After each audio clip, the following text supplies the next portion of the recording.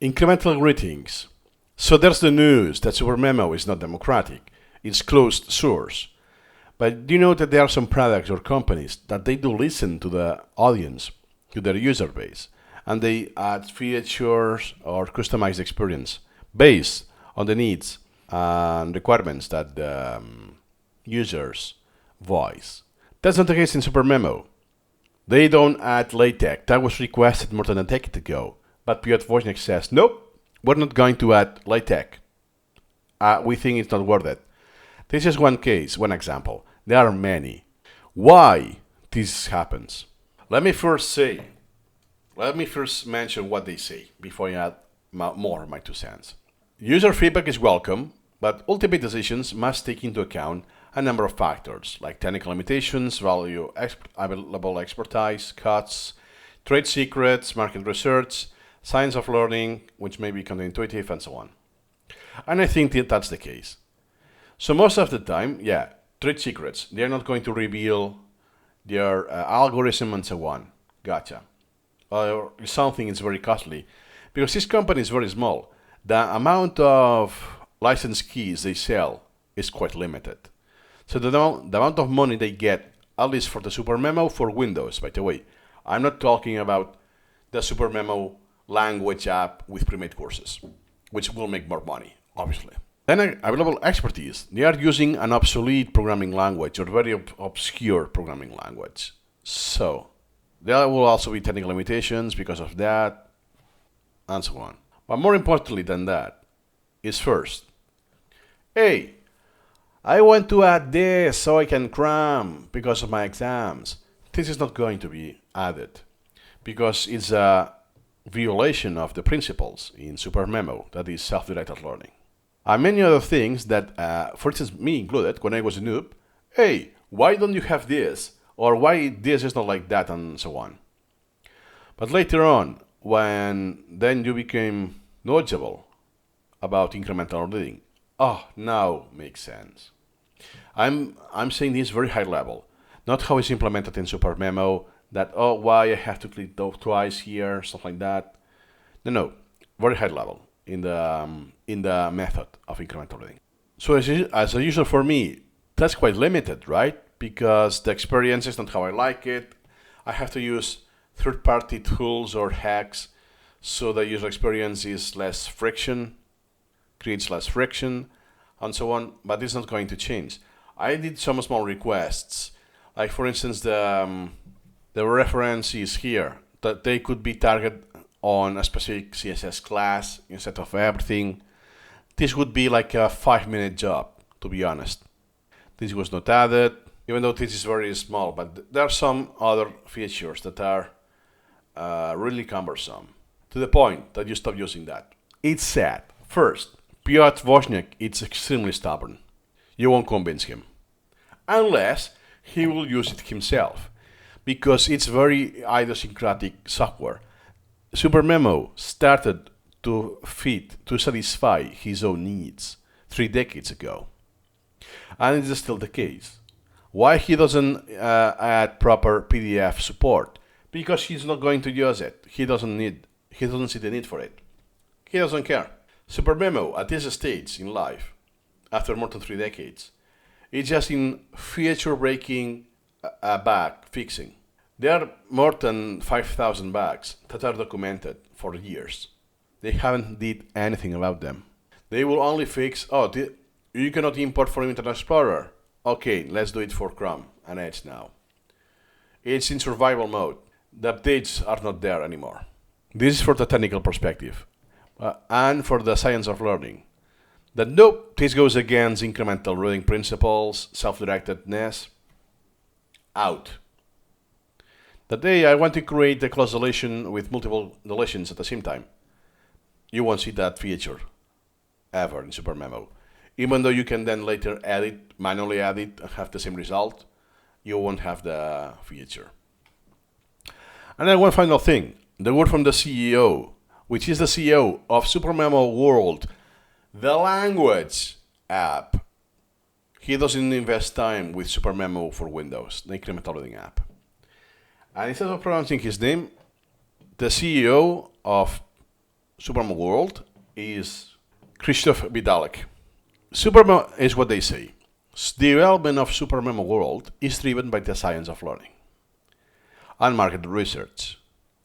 But keep in mind, this science of learning is very antagonic of what you will see online.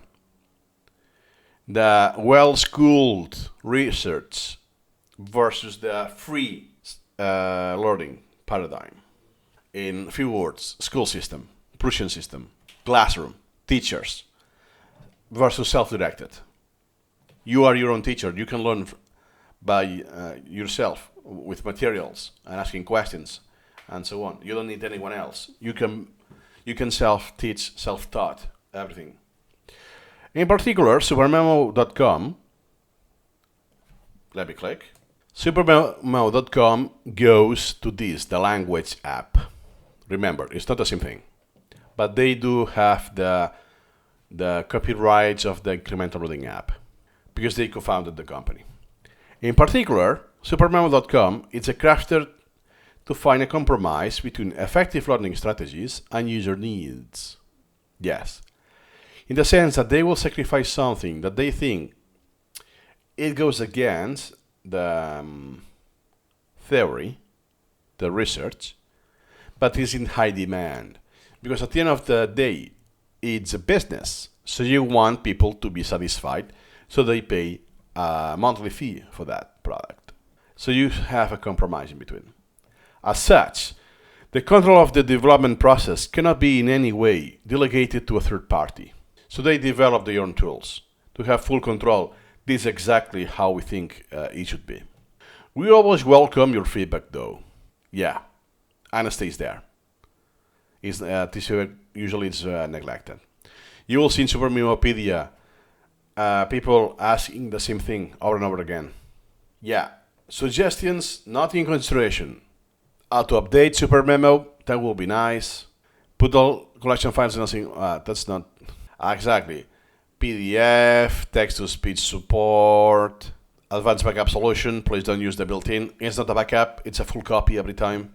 Having an undo, most of the features in Supermemo cannot be undone. At least what I like is this, adware. So they are not going to include intrusive ads to provide the software for free. So it's you pay for it, you wait for the software to become freeware after many years after release, or you pay. Linux support, that's a good example. Good example, gamification. Why they will never add anything related to gamification? Because it goes extremely against self-directedness. If you're a free learner, you won't ever need gamification. Gamification is just to combat the side effects of coercion. You are learning something you don't find interesting. You don't want to learn. Such a good example. How ironic that it was the last one in the list. Then, Superman for Windows, the one with incremental reading and what my videos are about, it's an exception in that entirely focuses on improving learning strategies, especially in reference to incremental reading. So in Superman for Windows, there is no trade-off. There's no compromise. Here, compromise, as in the Supermemo world. That even if they request something, the users heavily request something, they will not do it because it will be a violation of their vision. So kudos for them to not do this, because the easy step, as many apps that I have seen online, they have an idea, a vision, oh shoot, people request always the same thing, because most of the users who want to pay are in the school system. Then you divert from your vision and do the same tool again. And now taking app with flashcards or with spaced repetition or knowledge management or all of that. So you have to be like a tyrant, like a dictator. It's no.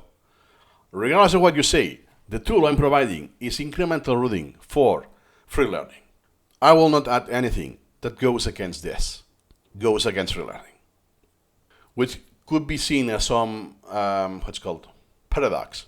Because in order to provide freedom, you have to be a dictator, right? That kind of thing. That I do not provide freedom to you to add features to the software. So I can provide freedom to the users of that software, kind of thing. Then, Supermemo for Windows seeks no compromise in terms of wide appeal. That's why it hasn't been successful. It's so niche. Again, Supermemo for Windows cannot relinquish control of the development. On occasion, Supermemo for Windows can rely on outsourcing the development of subcomponents. I was not aware of that. So I know that Piotr Wozniak and Mike were the main developers. Some other that they contracted for a few years or for a period of time, based on what I have seen in the very old pages in the 90s or early 2000s, with the Advanced English Collection or this kind of thing. I don't know if they outsourced something as a component. So good to know. Then, however, the choice of tasks and their definition must be determined with the complete subservience of the goal of efficient learning. So you could say, hey, I want gamification. Is this gamification going to increase efficiency in learning? No. Out. Not considered. Add this to the list of suggestions not in consideration. No matter how many people say it, it's not going to change it. It's not going to be introduced. Because Supermemo, it's non-democratic. And I have to say that it's good and bad. As a user, it's bad, obviously.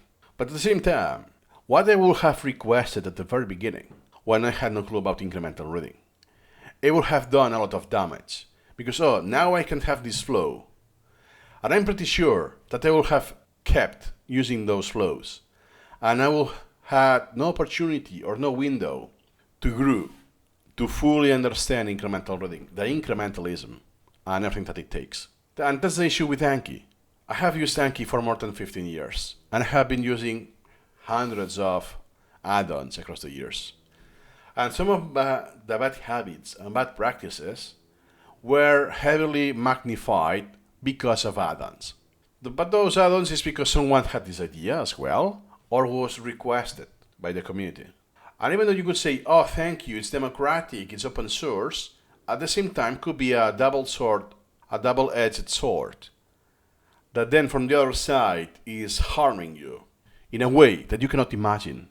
That I wasted years and years of my life, many hours, thousands, I should say millions of repetitions went to waste because of that. So to some degree, it's positive that it's non-democratic, because this ensures that the app will be designed for free learning, for self-directed learning. I'm not sure if I make my point across with this. Let me know your opinion.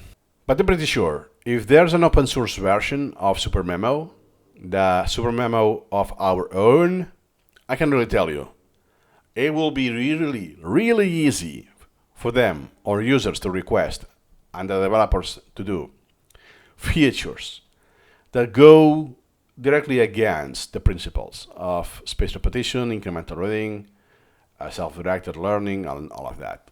So not because it's democratic means it's good, necessarily. It has a component that it will be harmful as well. It's not that it's 100% everything positive. Let me know if you disagree with me. For now, nothing more to add today, and see you incrementally.